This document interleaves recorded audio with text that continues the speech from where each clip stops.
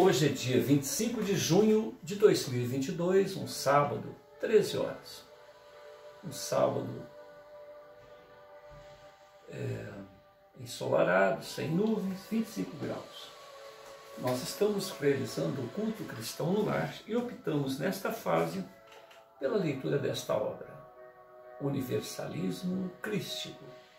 Universalismo Crístico, o futuro das religiões, é um livro profético que procura realizar ou preparar a humanidade para a visão espiritual do terceiro milênio. Busca consciente de espiritualização em oposição a uma posição atual de cabresto que busca a submissão religiosa a escravizar, ao invés de libertar. O universalismo crístico adota uma metodologia simples, filosófica, baseada em 3 alicerces principais: amor ao próximo, como a si próprio, amor a Deus, em gratidão pela imortalidade, pelo livre-arbítrio, respeito às opiniões, às experiências alheias, saber ouvir mais do que tentar expor, tentar impor qualquer tipo de pensamento, uma vez que cada um de nós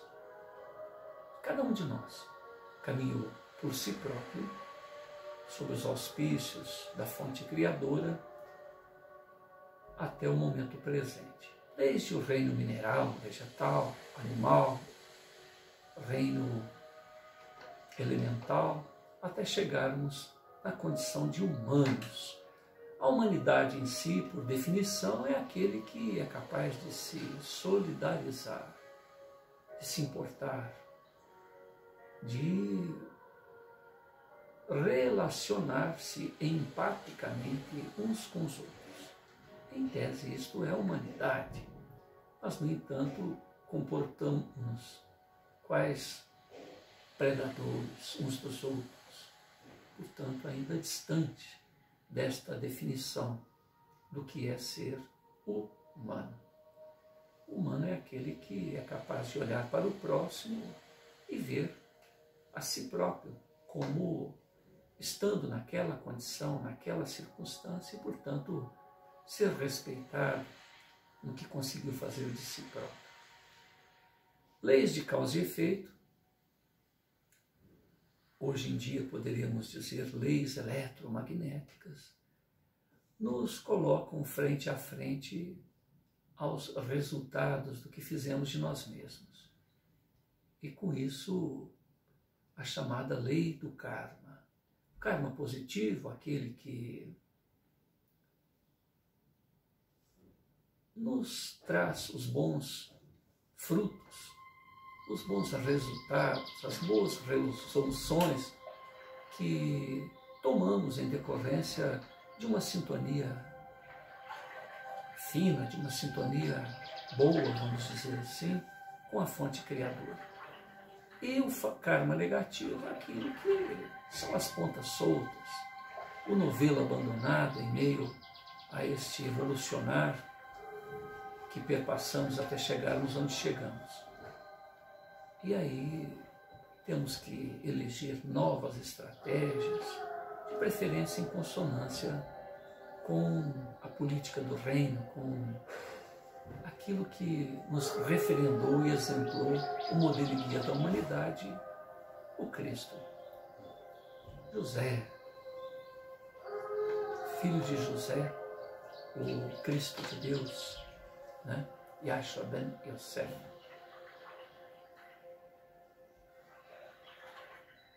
O universalismo crístico, então, nos referenda às palavras do Cristo, o respeito às opiniões alheias, nos referenda à lei de causa e efeito e a consciência de que somos imortais, há milênios, passando pela roda da reencarnação, para que alcancemos em determinado ponto a oportunidade de não estarmos mais vinculados justamente essa lei que nos impõe a presença junto ao corpo físico. Jesus caminhou 13 bilhões e 800 mil anos até chegar ao momento em que teve a oportunidade de criar a Terra, de ser o nosso condutor, aquele que nos tutela, que nos envolve em todos os sentidos, no mais profundo dos relacionamentos, a ponto de saber melhor do que nós mesmos quem somos, de onde viemos, qual o nosso destino, o que estamos fazendo aqui na Terra. Há 4,5 bilhões de anos criou este orbe, essa escola sublime, cujos potenciais estamos ainda longe de compreendermos. Mas Ele o fez e nos ilumina desde a condição de mônadas espirituais, desde a condição de fetos espirituais, oriundos da própria fonte criadora, e nos acompanhar a evolução até chegar onde chegamos. E, tal qual nós, espíritos imortais, hoje, conscientes, cientes do próprio existir, da própria condição de caminhantes, né, da evolução, e com isso descobrimos que, nas palavras do próprio Cristo de Deus, somos imortais, somos deuses, temos uma herança, vamos dizer assim, de imortalidade, de livre-arbítrio, e temos aí na vida deste embaixador dos céus um exemplo a ser seguido. Há espíritos muito mais antigos do que Jesus. Jesus, então, com 13 bilhões e 800 mil anos. Há espíritos com 18 bilhões de anos, com 50 bilhões de anos, que discordaram, digamos assim, dessa política do reino. Resolveram investir em si próprios, em agir em desconformidade com esta lei de harmonia, de colaboração recíproca, mas que, por mais antigos que sejam, por mais poderosos que sejam, por mais potenciais, basta um agir destes que estão uníssonos, em harmonia, em ressonância harmônica com o Pai Celeste. Basta uma prece para que se desmantele todo este castelo ilusório, por mais bem elucubrado, por mais potenciais que ilusoriamente façam para si próprios e para aqueles com os quais sintonizam. Basta uma prece. E todo o inferno, todas as regiões do baixo astral se desmoronam. É por misericórdia daqueles que ressonam com o Criador, é por misericórdia do próprio Criador que esses espíritos muito antigos, que a semelhança dos anjos decaídos, por mais evolução que tenham, ausentes deste empoderamento que o amor que sai da própria fonte criadora e se esparge por todos aqueles que compreendem a importância deste empoderamento, a importância deste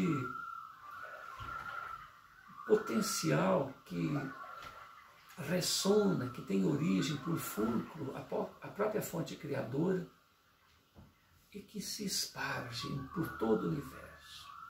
Todos somos co-criadores, quer optemos pelas lides de nadar contra a corrente do amor, ou nos associemos a esses potenciais que vêm da própria fonte. A virtude flui sempre do mais alto. Qualquer um de nós, uma vez criados, por mais antigo que sejamos, distantes do amor do Pai, nada somos. As leis do eletromagnetismo, que hoje são descobertas, são vislumbradas, são pré-anunciadas pela física quântica, já nos mostram essa realidade.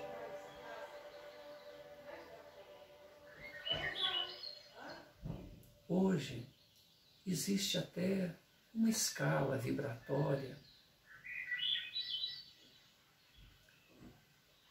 criada por um médico, uma escala de vibração daquilo que vai no nosso mundo íntimo, que parte desde o medo, a culpa, até o momento em que nós descobrimos que somos centelhas divinas e nos encorajamos e assumimos a nossa própria realidade, nos limites em que nos impusemos por nossas escolhas, nesse processo evolucionário que nós nos referimos, até uma ascensão em que tiramos todas essas camadas, né, aonde nós optamos sempre pela nossa própria opção, pela nossa própria escolha, até o momento em que nos entregamos. Porque a grande descoberta é silenciar a nossa própria vontade e tentar ressonar e até alcançar com o hálito, com a voz, com a inspiração do mais alto. Paulo disse: já não sou eu quem vive, mas o Cristo que vive em mim. Então quem é o Cristo? O Cristo é a voz mais próxima que reverbera a orientação da fonte criadora. O Cristo é aquele que nos acolhe, é como a alma da própria terra, é uma alma cósmica que, a semelhança de uma mãe, do útero materno, nos acolhe em cada planta, em cada bactéria que está espargida por toda a atmosfera, em cada folha de árvore, em cada trinar, em cada voejar de um pássaro, no bater de asas de uma borboleta, em cada célula, em cada unidade atômica que compõe cada um de nós em a natureza, está o Cristo. Somos fios a compor o tecido cósmico que representa esta alma crística. E todos nós podemos evolucionar a esta condição. Certamente é um milênio. Estamos falando de almas que renegam o amor, apesar de tantos bilhões de anos. Nós nos referendamos a espíritos que não aceitam compartilhar, dividir, ser, apesar de tudo aquilo que alcançaram, serem solidários uns com os outros. Não, preferem esmagar os irmãos de jornada evolutiva, preferem fazer a semelhança de um tumor canceroso, ser um reino independente dentro desse organismo cósmico, espiritual, em todos os planos que a nossa mente puder alcançar em termos de evolução, ser um tumor dentro desse organismo divino que é o próprio autor da vida. Todos nós estamos acolhidos dentro da intimidade do Pai Celeste. Somos parte do próprio Criador. A Bíblia nos diz que somos resultado do hálito divino. O hálito representa uma expansão da vontade, da ação do pensar, do sentir, do desejo, do poder do próprio Criador. O Senhor da vida nos deu o dom da vida e nos deu a graça da imortalidade. Nos deu a graça do livre-arbítrio. Então somos responsáveis, mesmo que inconscientemente.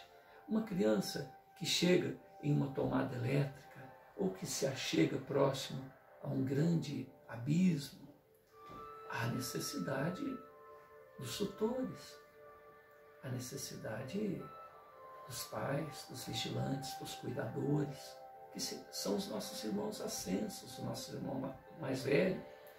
Mas apesar da idade, Jesus com 13 bilhões e 800 mil anos é um Cristo, é um tutelante de nós outros, que já está na condição, inclusive, de ser criador de almas.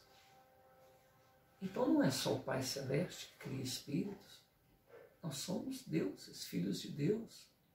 E com isso vamos adquirindo potenciais que sequer imaginamos.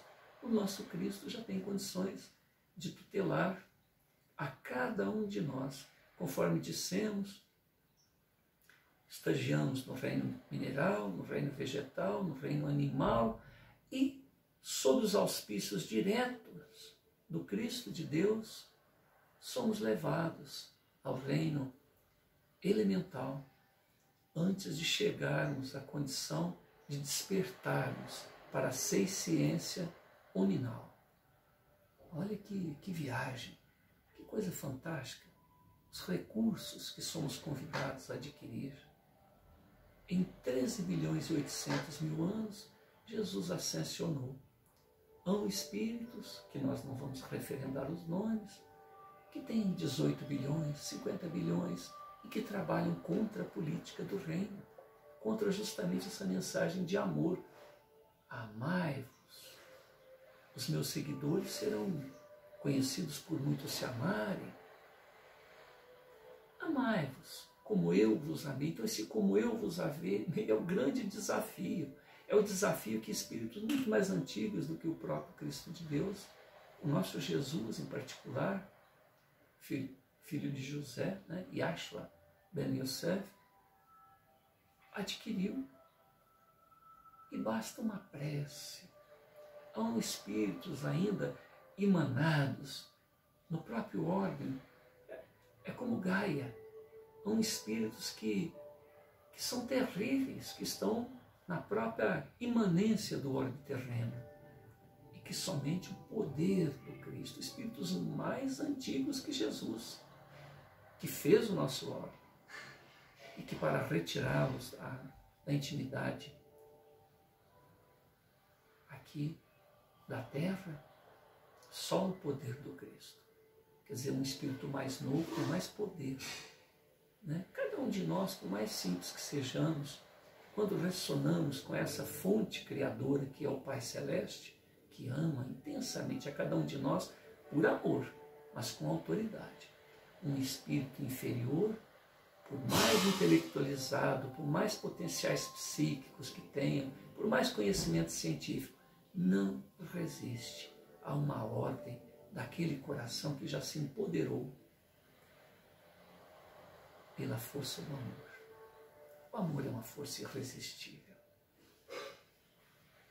Somos, muitas das vezes, como a parábola de Jesus, aquele filho que um dia resolveu sair dos braços paternos e que caminhou por aí até sobrar sozinho, até descobrir que aquele egoísmo, aquela negligência, aquela leviandade, aquela superficialidade que optaram para si mesmos, da mesma maneira é partilhado por tantos outros.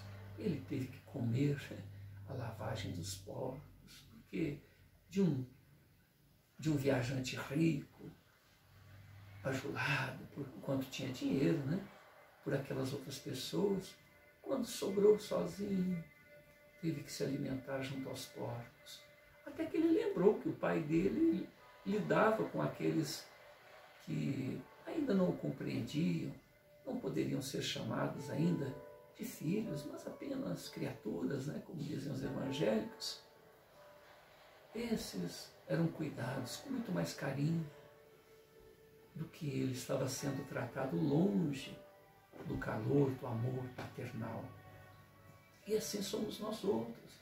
Quando nos escolhemos distanciar do Pai Celeste, por mais que evolucionemos em tecnologia, em poderes psíquicos, basta lembrar quando as dores se assoberbarem do amor paternal e seremos acolhidos. Certamente teremos que trabalhar bastante para compensar o período em que ferimos e que causamos dores. Então há esse divino convite para que, mesmo que nos equivoquemos, mesmo que nos embaracemos, os conhecimentos atuais nos trazem a compreensão do que são os ovoides. Ovoides são aquelas pessoas que se distanciaram tanto do amor, se envolveram tanto no egoísmo, que a culpa, que a complexidade do que representa estar distante do amor, do envolvimento paternal, nos levam a perdermos a nós mesmos. Todo esse processo evolucionário que fizemos desde o reino mineral, vegetal, animal, vira uma confusão na cabeça que a pessoa enlouquece. E justamente por perder essas referências, o indivíduo se torna uma coisa, uma massa gelatinosa, a ser usada por outros seres muito inferiores a ele, para causar dores a outros ainda, a terceiros. Olha que complexidade que representa este reino paralelo que tantos querem criar. Por quê? Por que não fazer parte dessa grande fraternidade, ao invés de querer criar o próprio reino? Né? Então, nós descobrimos que rendendo-nos a este amor infinito, a este acolhimento do Pai Celeste, só temos a crescer. Como espíritos muito mais jovens podem ter autoridade sobre espíritos muito mais antigos, que se formos escolher este caminho do egoísmo, do distanciamento do amor, nós entramos nesse ritmo e nos tornamos escravos e joguetes uns dos outros. O indivíduo vai se empoderando daquele sentido e vai levando a vida, se achando o máximo, né? Então a necessidade da reencarnação, do esquecimento do passado, da solidariedade de espíritos muito mais iniciantes, para que nós outros, às vezes muito mais intelectualizados, nos reencontremos com a fonte cósmica e passemos a cumprir, a nos solidarizarmos e, sendo fraternal, sendo solidários,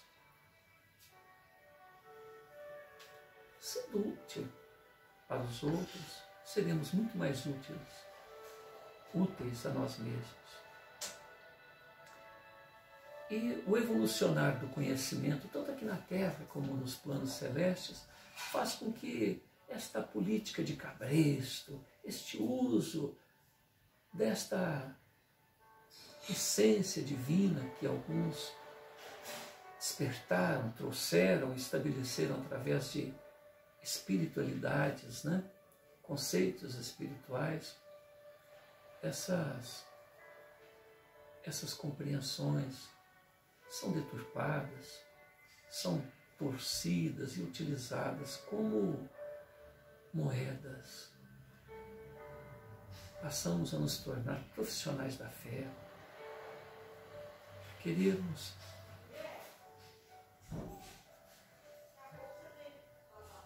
interesses imediatistas, utilizando valores ad eterno.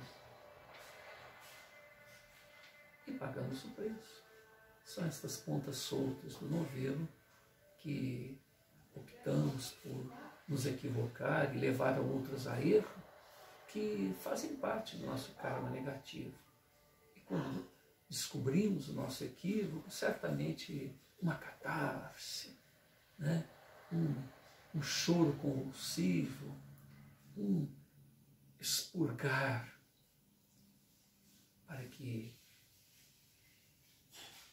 de taça vazia possamos novamente receber aquela linfa pura novamente do amor divino e estarmos em harmonia, em ressonância harmônica novamente e utilizarmos os nossos potenciais que nunca se perdem da maneira com que devem ser usados. Em Desdobramento Espiritual, Roger Bottini Paranhos, que canalizou esta obra através, sendo o mediador, obra que veio de Hermes Trismegisto, ele visita esferas espirituais superiores e regiões sombrias do astral inferior para obter a opinião de mestres da luz e magos negros, para que ele próprio pudesse compreender o impacto que isso teria em nossos corações. Curiosamente, esta obra ela é produzida em 2007, eu tenho a primeira edição de 2007, que uns 10, 12 anos depois, ocorreu toda uma movimentação no sentido de pessoas de várias lides espiritualistas, através de fóruns. Então basta escrever Universalismo Crístico ou Roger Bottini Paranhos, que vocês vão ver várias reuniões onde um rabino, um padre, um pastor, um ateu e tantas outras pessoas, a semelhança do que vai contar aqui esta obra, se reúnam e pelo Brasil inteiro Roger Bottini Paranhos vai apresentando esses conceitos maravilhosos que preparam a chegada de um anjo. Galiato, que é um mago que Roger Bottini Paranhos, ele está lá conversando com Roger, descobre o ponto fraco de Roger e lhe apresenta esse ponto para o Roger e ele diz para o mago: olha, eu sei que eu tenho essa falha, mas uma coisa eu tenho comigo. Cada queda eu me levanto novamente, eu sou insistente nos meus propósitos e certamente hei de vencer essa minha falha, essa minha fragilidade, esse meu calcanhar de Aquiles. Então o mago, ele diz ali, dá o seu palpite, dizendo que esses conceitos teriam que ser apresentados ao mundo de uma maneira muito, muito simples, com palavras muito simples. E o mago questiona por que Hermes, esse sábio, ele é colocado nas mãos e no coração de Roger, um indivíduo simples, que não tem palavras muito impactantes, palavras muito complexas. Como que poderia, justamente ele, que tem falhas, conforme um teste que o próprio Galiato fez com ele na espiritualidade, colocou junto a ele um material que representava o calcanhar de Aquiles dele, e ele teve uma grande dificuldade em se libertar daquilo. Então uma pessoa frágil espiritualmente, uma pessoa com dificuldades na exposição do tema com mais complexidade, como,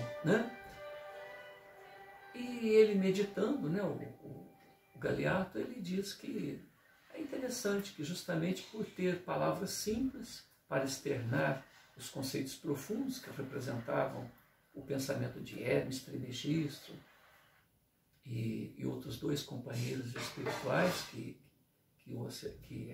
faziam parte da produção desta obra, né? Akhenaton, Dramatiz. Por que confiar, né, nesse intermediário de coração puro, transparente, certamente, honesto, em sua vontade de querer servir a humanidade? E ali, ao Roger é dito que há um anjo a ser encaminhado na Terra. Que anjo seria esse? Né? E depois, numa segunda etapa da obra, ele, meio romanceado, ou totalmente romanceado, ele apresenta a história de um grupo de pessoas, um rapaz denominado Rafael, que também sugere novamente essa presença desse anjo.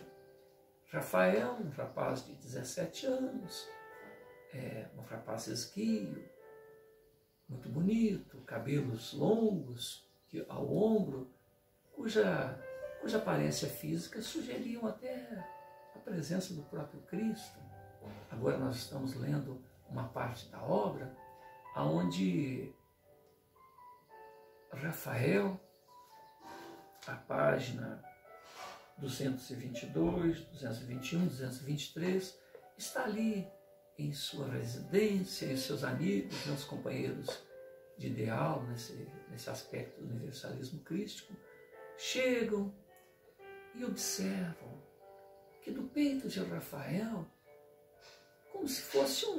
ele se torna como se fosse um abajur, do seu coração emana uma luz azulácea, violácea.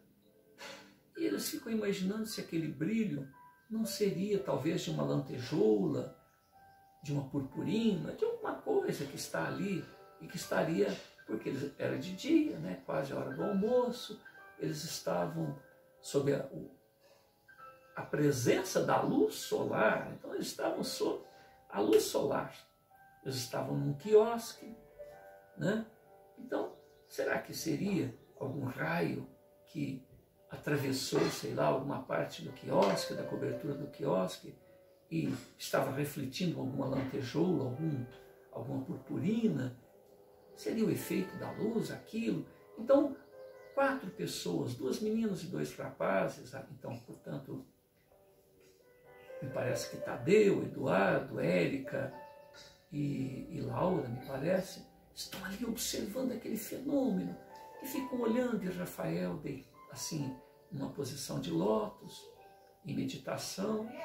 Ele não percebe a chegada dos amigos, mas naquele momento em que eles estão observando aquele fenômeno de luz saindo do coração dele, ele convida os amigos a mergulharem em si próprios, a fecharem os olhos para que pudessem ver o fenômeno a nível espiritual. E eles fecham os olhos e percebem toda uma aura, toda uma situação espiritual, né, que acompanhava aquele fenômeno material. Então, fenômeno de efeito físico. Uma luz sai do coração de Rafael. E ele era o João Batista do 3º milênio, era aquele que preparava a chegada do embaixador dos céus do 3º milênio, um tal de Gabriel. É o nome, porque dias anteriores, Rafael estava ali também, nas proximidades daquele quiosque, e ele observa a presença de um ser espiritual que se apresenta a ele, dizendo que ele está no caminho, que é aquilo mesmo que ele tem. Porque o que seria o caminho? Eles estavam promovendo fóruns, estavam promovendo reuniões semanais para expor justamente esses conceitos aqui que estão sendo referidos aqui no universalismo crístico. E ele diz, o caminho é esse. A forma com que o processo é apresentado, você praticamente já sabe, você veio preparado para isso, né? Mas a mensagem é essa mesmo, vocês estão preparados. Você, Rafael, juntamente com outros 317 outros jovens, estão preparando o caminho para mim. Olha que interessante. Então, essa mensagem, ela é uma antevisão da chegada de um grande missionário, um indivíduo que agora, nos dias atuais, essa mensagem de 2007, nós estamos em 2022, hoje, no mês de junho, né? E com isto, esse grande missionário, né, está aí caminhando nas terras do Cruzeiro. Então, Rafael, que representa um desses missionários, assim como o próprio Roger Bottini Paranhos, porque nas primeiras páginas aqui, Hermes Trismegisto, e se refere ao próprio Roger Bottini como um desses 317, 318 indivíduos que estão aí para preparar o coração da humanidade para compreender esta essência espiritual que permeia todas as lides religiosas. Se vocês pegarem o universalismo crístico, vocês vão ver pessoas das mais variadas lides espiritualistas tentando descobrir o elo espiritual que proveio da fonte e que permeia todos os pensamentos espiritualistas. Mas, curiosamente, 12 anos depois, Roger Bottini, fazendo uma sinopse desta obra, Universalismo Crístico, então basta escrever sinopse, Universalismo Crístico, Roger Bottini Paranhos. Eu selecionei aqui agora as palavras de Roger que dizem respeito às opções que a humanidade fez desta mensagem em relação a esses precursores, não em relação ao missionário que está encarnado nos dias atuais. Diz respeito a essas opções. Conforme eu havia me referido anteriormente, no bloco anterior, um brasileiro estudando a psique humana e tentando fazer com que pessoas tetraplégicas, pessoas que perderam contato com o próprio corpo físico, pudessem, através de implantes, através de sensores, a semelhança do que ocorre no eletroencefalograma, pudesse interagir com unidades robóticas, com equipamentos eletrônicos e, com isso, recuperar o movimento ou recuperar a compreensão da própria interação com a parte autônoma do corpo. E 3 anos depois ele faz descobertas maravilhosas. Ele descobre que entre o momento em que você pensa, e no equipamento dele tem um som, cada pensamento da gente, cada emoção, cada decisão tem um som diferente. E de acordo com o som, ele sabe até de qual parte do cérebro está vindo aquele tipo de impulso, né? O pesquisador diz que ele utilizou-se de mais de 100 especialistas, mais de 100 áreas, e vários estudantes de medicina, vários estudantes de outras áreas do conhecimento estavam ali numa parte do laboratório, junto a cobaias, que seriam ratos, que seriam macacos, rezos e outros, e que ele, durante as cirurgias dele, nunca perdeu. Nenhum das cobaias, nenhum dos animais morreram. E, no entanto, tentando repetir as experiências dele, pesquisadores americanos, em 26 macacos, perderam 23. Utilizando-se de 26 macacos, 23 morreram, né, devido às condições higiênicas, à falta de capacidade mesmo, de expertise na área. Mas, de qualquer maneira, o trabalho foi feito, o trabalho dele, né, as pesquisas dele. Então, nos próximos blocos, eu vou começar a colocar esse moço. Então, ele diz o seguinte, que quando surgiu a internet, esses trabalhos que ele fez no estudo da interação que existe entre o cérebro, a princípio, de animais, tipo ratos e macacos, começaram a ser utilizados seres humanos, sem invasão, apenas com a colocação de eletrodos, como ocorre no eletroencefalograma. E com isso começou a haver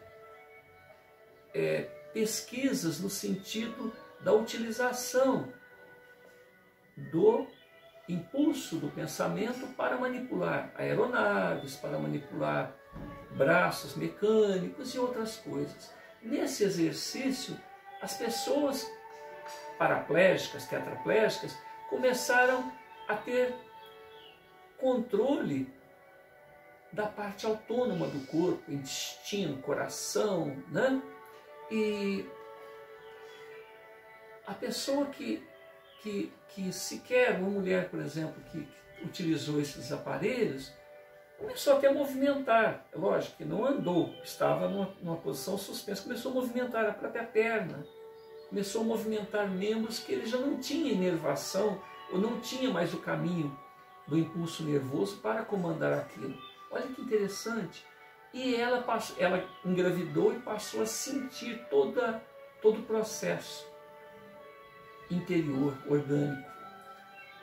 Uma coisa interessante que acontece quando a pessoa entra num estado tetraplégico é que essa noção de espaço, essa noção de corpo, o indivíduo esquece de tudo isso aqui, ó. Essa noção de espaço, de tocar nos lugares, de pegar nas coisas, isso tudo é perdido. Olha que coisa interessante. A gente perde, o cérebro perde o endereço dessa noção espacial que a gente tem. E isso tudo é recuperado nessa interação robótica, digamos assim, de membros artificiais, de exoesqueletos com sensores que trazem um feedback para o cérebro. Quando aquele moço chutou a bola na Copa lá, esse pesquisador conta que ele colocou um sensor no pé robótico, né, do exoesqueleto, e que quando aquele indivíduo deu o chute, ele sentiu quando ele deu o chute. Quer dizer, o cérebro ligado a uma unidade de exoesqueleto, com um sensor, ele sentiu o momento em que o chute foi dado pelo exoesqueleto. Olha que coisa interessante. E aí foi criada várias e várias circunstâncias que são decorrências da decorrência da decorrência, e aonde começou a experiência com ratos, com macacos, aonde 2 ou 3 cérebros estavam ligados a um movimento de um braço, um movimento de uma perna. 3 cérebros ou 2 cérebros, indivíduos tetraplégicos diferentes, ou macacos com eletrodos ligados ao seu cérebro de uma maneira invasiva, e sim, de uma maneira invasiva, mas os seres humanos não foram usados equipamentos invasivos, colocados através de cirurgias, eletrodos lá nessa ou naquela parte do cérebro. Então, houve então uma mente coletiva. Olha que recursos, que coisa interessante. As mentes podem se associar, e isso levou a esse pesquisador, me parece que Miguel alguma coisa, né? Esqueci o nome dele, me perdoe, o autor dessa pesquisa, depois a gente entra em detalhes. Ele diz que haveria então um salto quântico, haveria um salto exponencial a partir do momento que a internet interligasse o cérebro das pessoas, mas um fenômeno curioso aconteceu. As pessoas preferiram se associar a outros que pensam como ele. Houve um isolamento. Então eu só quero contato com aquele que pensa como eu. Ao invés dessa quantidade a mais de conhecimento, um volume muito grande de conhecimentos, fazer com que as pessoas trocassem experiências, eu analisasse essa falta de empatia, que é justamente o que propõe o universalismo crístico. Você ouvir mais do que expor aquilo que pensa, aquilo que se faz hoje na política, aquilo que se faz hoje nas lides espiritualistas, aquilo que se faz junto a pessoas de torcidas diferentes, enfim, aquele que não pensa como eu, que não estagia nos mesmos valores que eu, não me interessa, eu não quero nem saber. Então, o volume de informações dessa mente, que é possível haver uma interação de mentes, um somatório de conhecimentos, de experiências, de expertises, isso travou. Olha como que nós escolhemos. Estou dizendo isso por quê? Porque Galeato e outros magos do astral inferior zombaram de Roger Bottin, porque a chegada da internet, a chegada da interação mente a mente, quer através das teclas de computador ou quer através de eletrodos colocados sem invasão no cérebro ou colocados invasivamente para que nós nos relacionemos de mente a mente através desses recursos da internet, isso tudo fragmentou. Ao invés de uma aldeia universal, de uma aldeia global, nós voltamos ao nosso estágio de pequenos agrupamentos. Isso é uma escolha.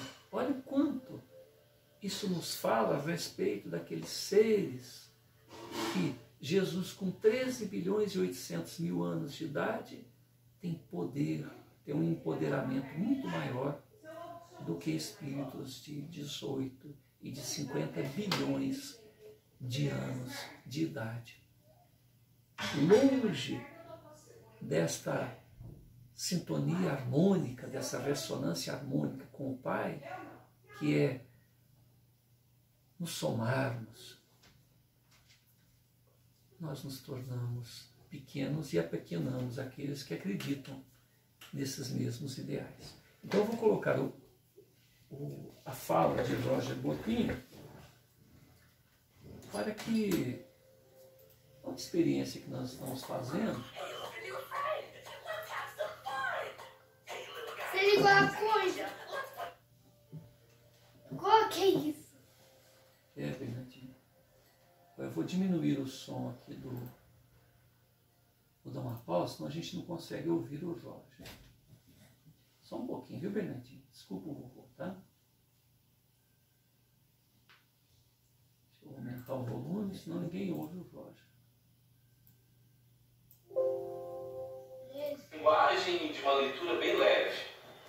Na primeira parte desse livro, existe um diálogo no plano espiritual meu com Hermes para a gente esclarecer toda essa proposta do universalismo crístico, ficar bem clara para o leitor, para que ele tenha entendimento de como realizar essa sua busca espiritual, libertando-se das religiões e utilizando-as como instrumento, que é o que elas realmente são. Religiões são instrumentos que nos ligam a Deus.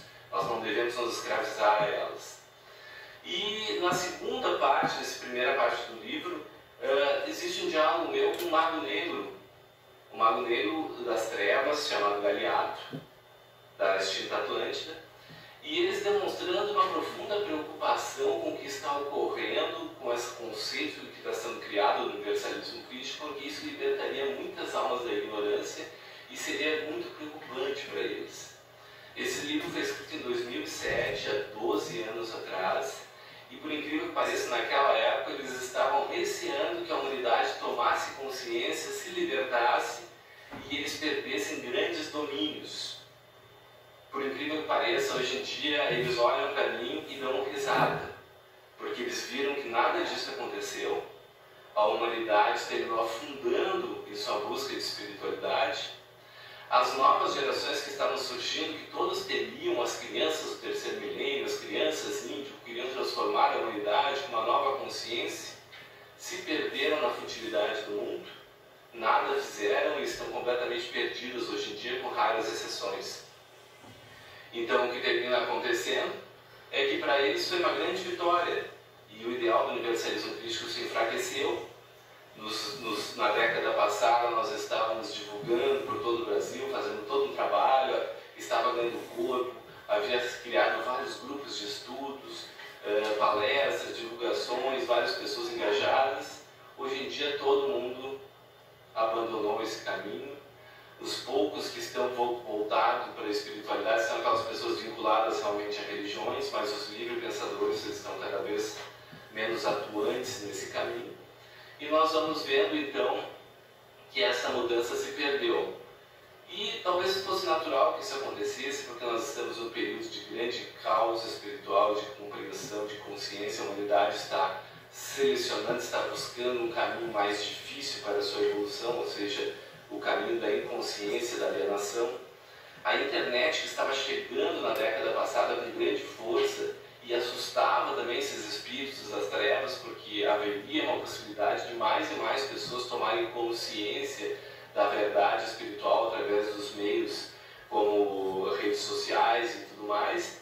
Eles viram que a humanidade preferiu utilizar essas redes sociais, esses assuntos, para futilidades. Os grandes canais de divulgação de assuntos mais diversos são geralmente assuntos fúteis. Os caminhos, os canais de consciência, de filosofia, de espiritualidade têm poucos seguidores. Ou seja, a humanidade entrou num entorpecimento maior ainda do que da geração passada. E essa nova geração, que era uma grande esperança, infelizmente sucumbiu. Quem sabe no futuro nós temos uma mudança através de tudo que venha a ocorrer futuramente a partir desse declínio espiritual que a humanidade está passando. E a segunda parte desse livro, então, é uma narrativa de um grupo de jovens, que deveria ter acontecido, esse grupo de jovens, divulgando, construindo todo esse ideal do universalismo crístico, abordando diversos temas que são muito enriquecedores para a consciência espiritual de todos nós e para que as pessoas finalmente se libertassem através dessa consciência, ou seja, serem verdadeiramente felizes ao invés de ficar tomando Rivotril e outros remédios psiquiátricos para a depressão, que é o que está acontecendo hoje em dia. A humanidade está doente. E esse livro era uma forma de talvez libertar, dar consciência e trazer cura. Mas a alma da humanidade, a mente da humanidade, a mente do nosso povo no Brasil também, principalmente, que é a nação escolhida para ser a pátria do Evangelho do terceiro milênio, sucumbiu frente a tantas tentações do mundo material. Então, para aqueles que têm interesse, que têm curiosidade, querem saber um pouco mais sobre o universalismo crístico, aqui está a essência. Universalismo crístico, o futuro das religiões. Um fato curioso é que quando nós estávamos iniciando esse livro trabalhando, eu falei para o Hermes que eu queria colocar o nome Universalismo Crístico, o fim das religiões. Claro que o mestre não aceitou, porque seria uma coisa muito agressiva para com as religiões, mas naturalmente esses conceitos eles terminam apagando essas estruturas religiosas hierárquicas e fica vivo o quê? Somente a mensagem dos grandes mestres. O termo crístico, de universalismo crístico, também tem isso em essência, ou seja, o universalismo de abrigar a sabedoria de todas as religiões e crístico por causa da mensagem crística de todos os mestres. Não quer dizer que vinha de Jesus Cristo, senão seria universalismo cristão. Crístico porque vem através da mensagem de todos os grandes avatares, Krishna, Buda, Zoroastro, Confúcio, Hermes, Akhenaton e todos os demais, Maomé, entre outros. Então, eu acho que se as pessoas tivessem compreendido isso, tivessem buscado essa consciência, se libertado de sua alienação, estaríamos hoje em dias bem melhores. Obrigado pela atenção de vocês. Esse é o universalismo crístico, o futuro das religiões. Fica aqui. Vem cá, fica aqui. Só um minutinho, só para me ver uma coisa.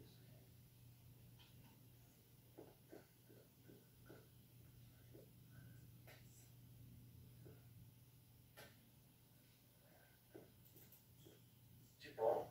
Tudo bem, o que aconteceu, vamos lembrar? Aliás, o Juliano Pinto acertou mais chutes naquela Quer ver, só um minutinho, fica de cara. Com certeza, né? De 56 tentativas, ele acertou 52 no campo do... Esse moço de boné vermelho é Miguel Nicoleles, é aquele que eu estava falando para vocês. E a palestra que eu estava ouvindo é essa daqui, ó. O cérebro humano como centro do nosso universo.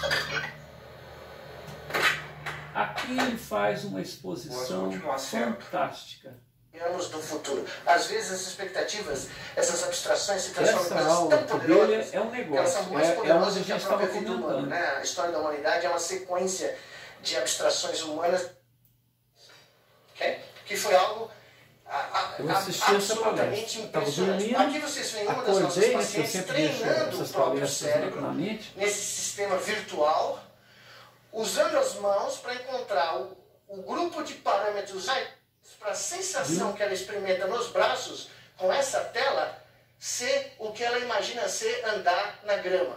Isso aí é uma pessoa tetraplégica utilizando o equipamento dele. Ou seja, nós conseguimos retreinar o cada um cérebro desses humano pacientes, como o cérebro centro de cada um desses pacientes, do a nosso ponto universo. de 7 deles, de 8, conseguirem discriminar.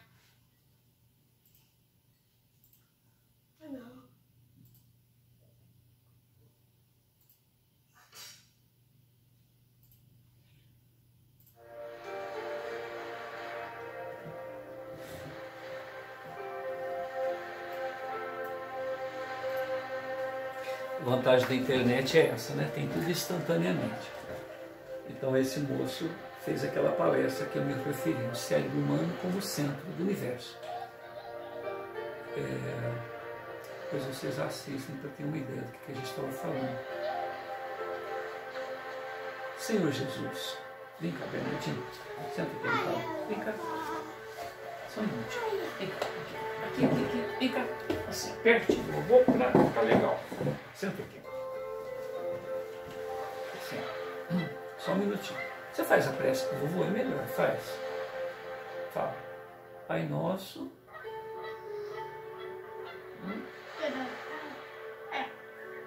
Fala. Pai Nosso, que estás nos céus. Continua. Altão, bem, altão. Fala calma, devagarzinho. Santificado seja o vosso nome. Altão. Nosso meio. Seja feita a vossa vontade.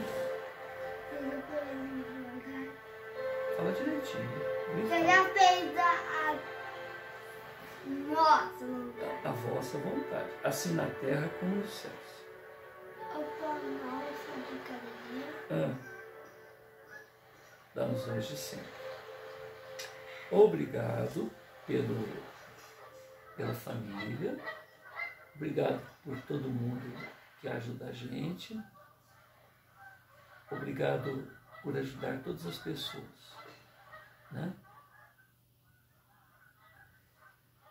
Então, agradecemos a Deus, a Jesus, aos amigos espirituais pela oportunidade desse encontro e que, além do nosso esforço, né, em colocar este ou aquele apontamento, que os amigos espirituais possam magnetizar esta gravação e que cada um de nós perceba a sua maneira